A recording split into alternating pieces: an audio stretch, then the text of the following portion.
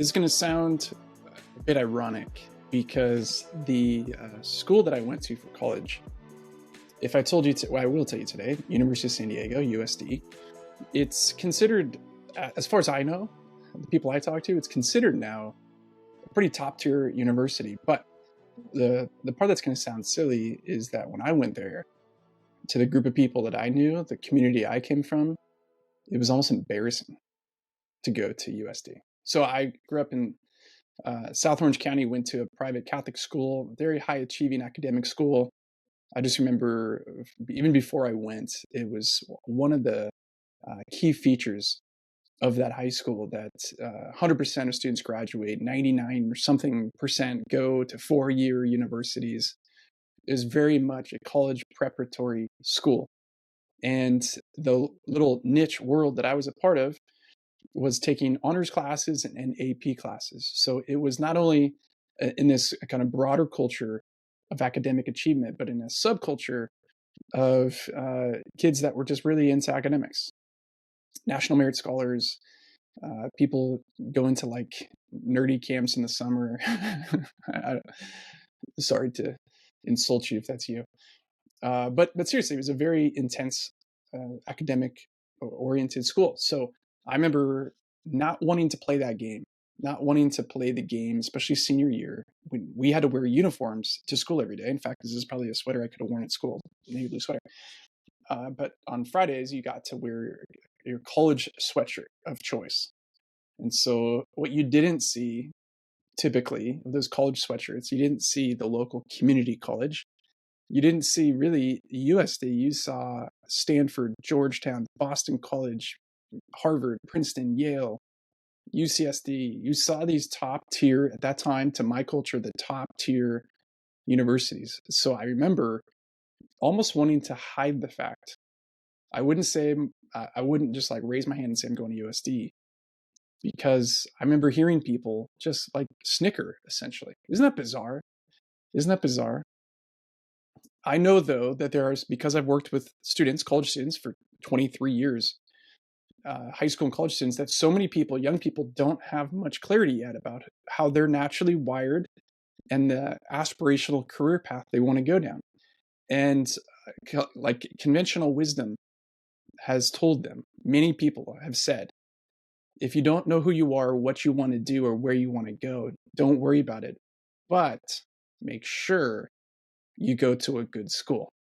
Make sure, and it's almost like who would argue that sentiment? Who would argue if a kid says, "I'm going to try to get accepted to the top rated schools, in the highest ranked school I get accepted to, I'm going to go there"?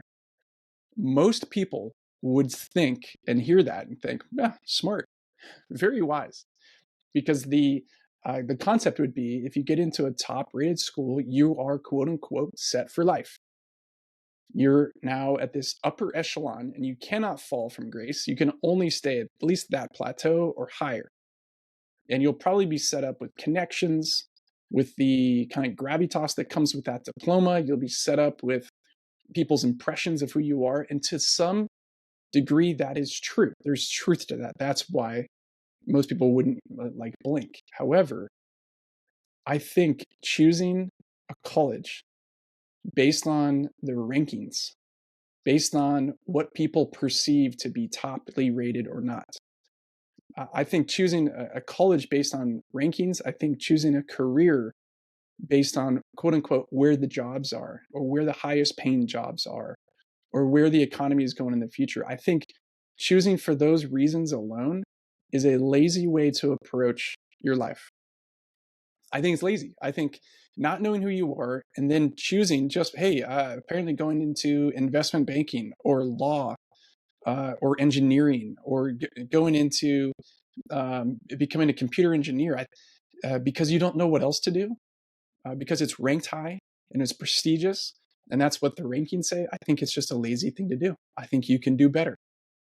I want you to find your unique wiring, your path. I want you to figure out and do the work to figure out what you value, not what other people value, but what you value. I want you to figure out what you believe in, what you stand for. I want to figure out what you're good at and what you're drawn to, what you're interested in, where you're willing to put time, energy, and effort, and then find a place that fits. For me, USD fit the kind of environment that I wanted, the kind of people I wanted to be around, the kind of learning kind of culture, and it transformed my life going there. I'm so glad I did not listen to the list. I'm so glad that I listened to my heart, my intuition. It takes courage to do that. It takes boldness. You might take some hits. You might get some side eyes at the worst, or at the best, you might get some actual direct confrontation from people that you respect and trust. But it doesn't matter, because this is your life that you have to live, no one else's. So don't go the lazy route. Don't just open up Yelp for colleges and careers and say, what should I pick? What is everyone else picking these days? Who says what's the top? And then going with that. That's lazy. Figure out what your own tastes are. Figure out what you are into. I don't like In-N-Out French fries. Full confession. I do not like U2 music. I think they suck. I think Harry Potter's lame. I think people who drive Teslas are like super cliche. Those are some of my like anti the rankings opinions, hot takes. I'd love to know what yours are.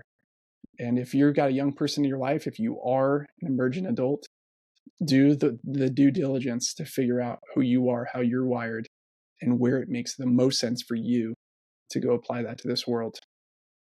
That's my 2 cents.